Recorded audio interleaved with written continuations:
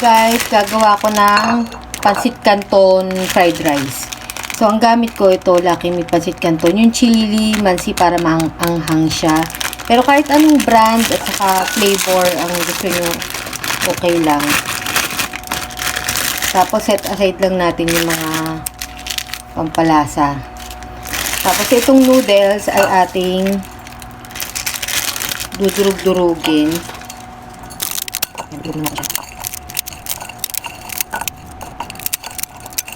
Tapos, malit siya. Gamit tayo ng tasa. Okay, guys.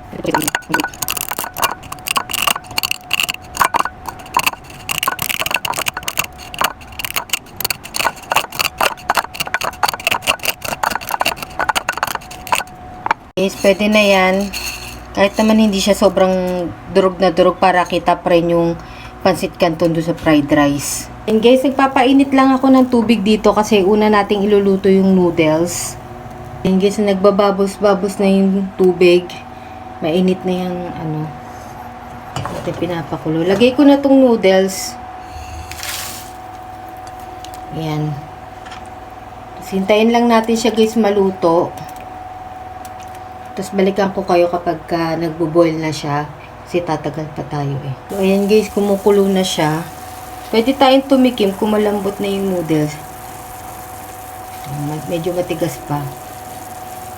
So, ayan guys, dinrain ko na yung aking noodles. Set aside lang muna natin. Kasi mamaya pa tayo ihalo to. So, kailangan muna is toast muna ako ng garlic. Pero kung meron kayong naka-ready na store-bought na toasted garlic, pwede nyo na skip tong step na to.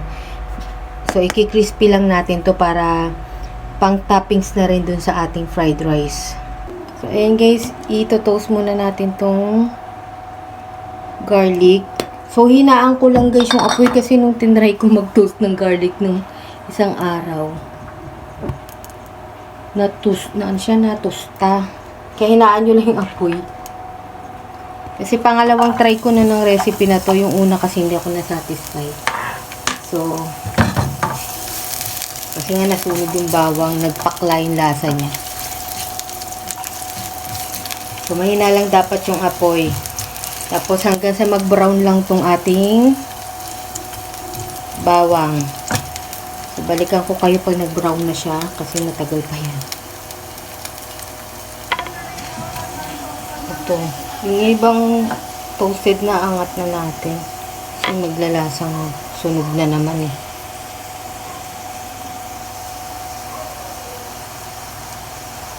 Tapos may tissue lang ako dito para ma-drain yung excess oil.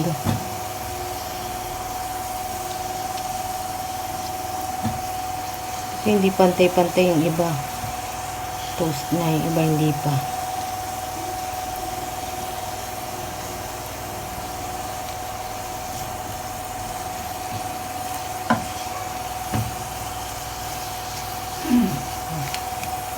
Okay na ito. Angat pa natin.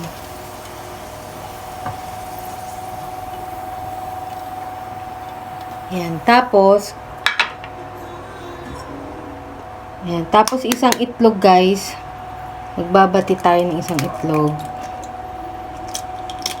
Ayan. Isumama kong balat.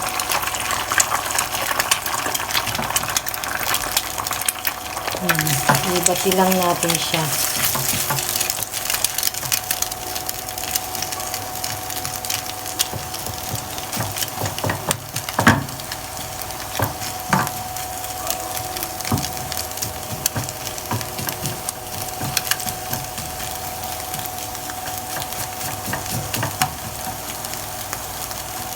Okay na yan. Tapos, yung ibang bawang sama natin.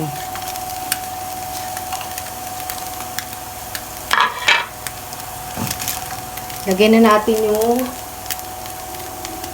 noodles.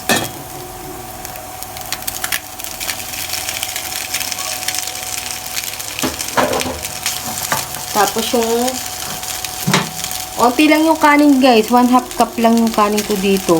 Pwede nyo rin bawasan kung gusto nyo mas marami yung pancit canton. Pero feeling ko 1/2 cup okay na.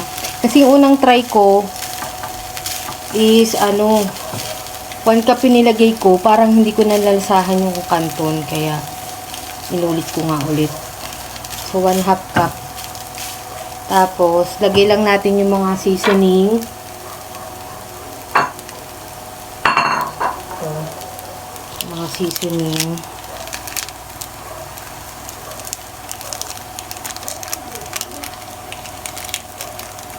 Saka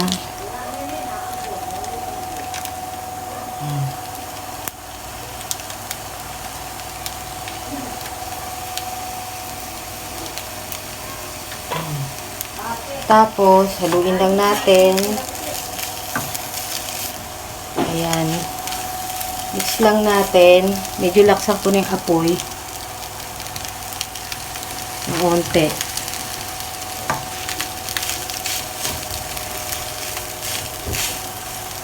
Tapos kung may spring onion kayo guys, pwede kayo maglagay, mag-add para may kulay, dagdag kulay.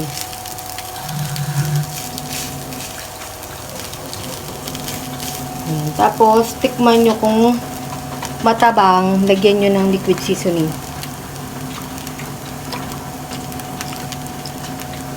Yan. Lagyan lang tayo ng 1 tablespoon na liquid seasoning.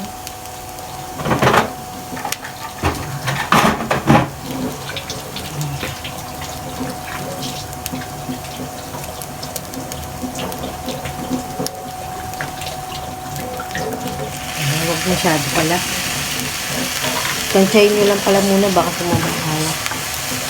Basta pag matabang pa siya, maglagay kayo. Pero kung okay na yung alat sa inyo, kahit pag na kayo maglagay ng liquid seasoning, yung ganito, or kung wala, kahit toyo na lang siguro.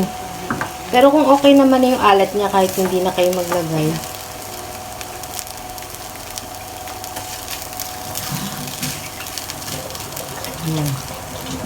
Medyo matabang pa, pwede pa natin lagay yung iba.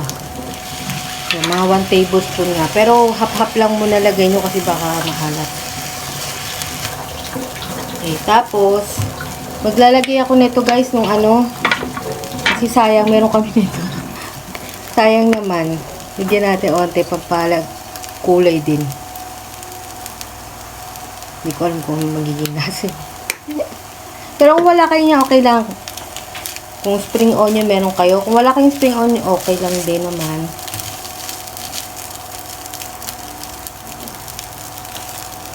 Okay na. Okay na yung lasa niya. Maanghang-anghang siya guys. Ayan. Tapos, plating na tayo. Lagyan lang natin itong dito sa plato. Ang ating fried rice. Pancit Canton fried rice.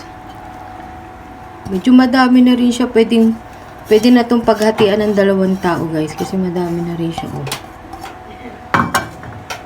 Okay. Pinatayin ako ng ilaw. Ayan. Tapos lagay tayo ng toasted garlic sa ibabaw. Pan-design lang.